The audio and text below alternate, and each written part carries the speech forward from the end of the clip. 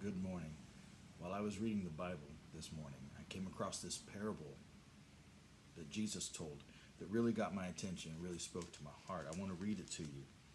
It's in Luke chapter 18. It says, Then Jesus told his disciples a parable to show them that they should always pray and not give up. He said, In a certain town there was a judge who neither feared God nor cared about men. And there was a widow in that town who kept coming to him with the plea, Grant me justice against my adversary. Now remember, a woman was a second-class citizen in that day, and a widow had no man to contend for her. So she stood alone in weakness in front of that judge.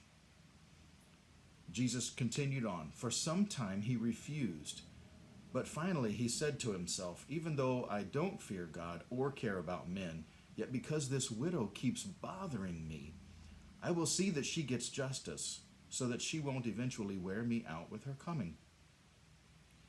And then Jesus said, Listen to what the unjust judge says.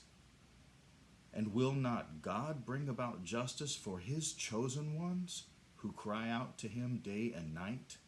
Will he keep putting them off?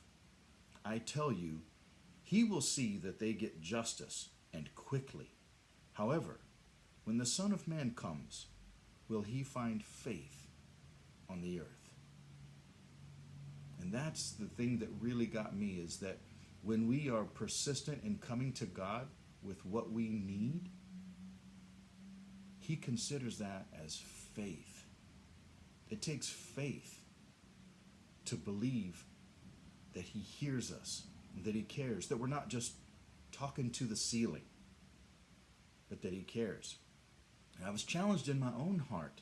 There are things that I have lived with or endured for a long time, situations or circumstances that I don't like, that I don't think are good. And I think to myself that I'm trusting God for those things. But in actuality, I was challenged this morning and realized that some of these things I haven't really even lifted up to him. And without actually speaking it to him, is there faith involved? And I began to think,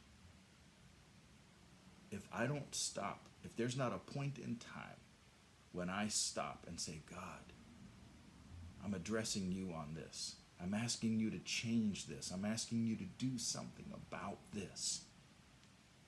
And my faith is not activated. It's just a thought. It's an idea. It's a hope, a dream.